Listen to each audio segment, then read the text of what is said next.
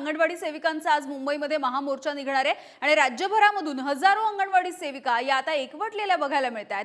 सरकारने दिलेली आश्वासनं ही पूर्ण करत नसल्याचा आरोप या सगळ्या अंगणवाडी सेविकांचा आहे। फेब्रुवारीमध्ये शासनानं वेतन वाढ केलेली होती, मात्र ती अत्यंत तुटपुंजी आणि अत्यंत अत्यल्प अशी होती। तर अंगणवाडी सेविकांना दरमहा 26,000 रुपये द्यावेत अशी मागणी केली जाते आणि मदतनीसांना दरमहा 22,000 रुपये मानधनाची मागणी आता केली जाते।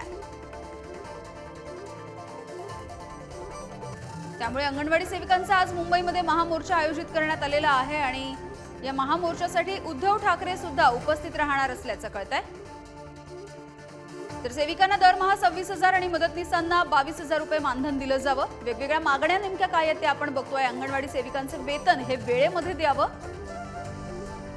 शासकीय सेवेमध्ये त्यांना सामावून घ्यावं, दरमहा पेन्शन सुद्धा सुरू केली जावी, अंगणवाडी सेविकांना ग्रॅज्युएटी मिळावी, अशा वेगवेगळ्या मागण्या आहेत। आजारपणाच्या रजा सुद्धा मंजूर कराव्यात, काम सुलभ होण्यासाठी दिवाळीच्या अगोदर मोबाईल दिले जावेत। तर अशा पद्धतीच्या या मागण्या।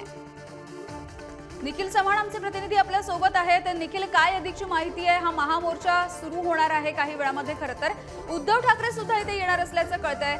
या सगळ्या भगिनींशी संवाद साधू शकता का? काय नेमकी माहिती आहे?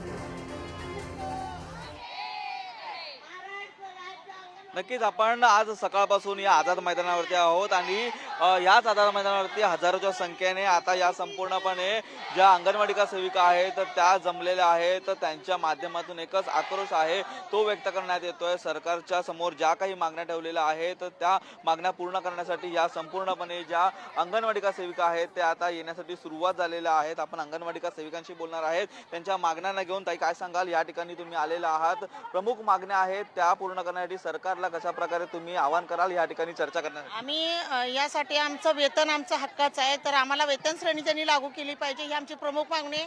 त्याच्याच बरोबर आमची मुख्य मागणी आहे की आम्हाला पगाराच्या जो आत्ता मानधन देतात त्याच्या अर्ध आम्हाला पेन्शन मिळाली पाहिजे। का तर आज रिटायर झालेल्या महिला आहेत, आजची परिस्थिती बघता एवढ्या महागाईत मुलांना नोकऱ्या नाहीत आणि मराठ्यांचं तर वाईटच अवस्था आहे, हे आता दिसतेच आहे। जरांगे पाटलांनी ते दाखवून दिलेले आहे। तर याच्यामध्ये असं होतंय की आज रोजी जे सरकार आम्हाला खेळवतंय, म्हणजे 5 वर्षांनी एकदा 1,500 रुपये, 500 रुपये, 1,000 रुपये अशी भीक टाकल्यासारखं देतंय। आज BLOचं काम आमच्याकडे, आरोग्य खात्याचं काम आमच्याकडे, ग्रामविकासचं काम आमच्याकडे, अनेक कामं असताना मॅडम तुम्ही काय सांगाल? आज या ठिकाणी आहेत, अनेक सरकार येतात, अनेक सरकार बदलतात, परंतु अंगणवाडी सेविकांची मागणी आहे ती पूर्ण कुठे झालेली न पाहायला मिळते। या ठिकाणी आम्ही सातत्याने बरीच 40 वर्षापासून आम्ही अंगणवाडीचं काम करतो, परंतु जे सरकार येते आम्ही प्रत्येक 5 वर्षांनी सरकारला मतदान करतो। चला त्यावेळेस काँग्रेसचं सरकार आलं, काँग्रेस सरकारने आम्हाला भिस्त दाखवली, त्यांनी सुद्धा तुटकं पुटकं मानधन दिलं आणि थांबवलं। त्यांच्यानंतर भारतीय जनता पार्टी आणि 3 मिसऱ्याचं सरकार आलं, यांनी तर सुद्धा चक्क आम्हाला असं दुखावलं की येत्या आम्हाला 4 डिसेंबर पासून आम्ही संपावर आहोत। प्रत्येक वेळेस आम्हाला एवढा त्रास होत आहे सर्व महाराष्ट्रातील महिलांना। पासून आपण आज एवढ्या मोठ्या संख्येने सावित्रीबाई आज या आझाद मैदानावरती उपस्थित झालेल्या आहेत, काय सांगणं असेल तुमचं सरकारला?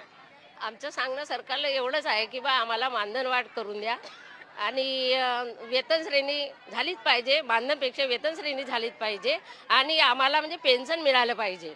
आमचे आता 65 वर्ष पूर्ण होत आले आहेत, आम्हाला पेन्शन मिळाली। भेट घेण्यासाठी आणि कार्यक्रमासाठी मुख्यमंत्री आहेत ते सातारा दौऱ्यावरती यांच्याकडे सरकारने भेट घेण्यासाठी, सावित्रीबाईची भेट घेण्यासाठी ह्या सावित्री माता या ठिकाणी बसलेल्या आहेत। या एवढ्या सावित्रीबाईंची भेट घ्यायला सरकारने या पेंडॉलमध्ये यावं ही आमची अपेक्षा आहे। आमची विनंती आहे सरकारला की आमच्या ज्या मागण्या आहेत त्या आमच्या पूर्ण कराव्या, नाहीतर आम्ही समोर जे येणार 24 मध्ये आम्ही सरकारला दाखवल्याशिवाय राहणार नाही। तर या सावित्रींची चर्चा करावी अशी मागणी या ठिकाणी संपूर्ण अंगणवाडी सेविकांची या आझाद मैदानावरून आपल्याला पाहायला मिळते। अगदी निखिल, धन्यवाद या सगळ्या माहितीसाठी।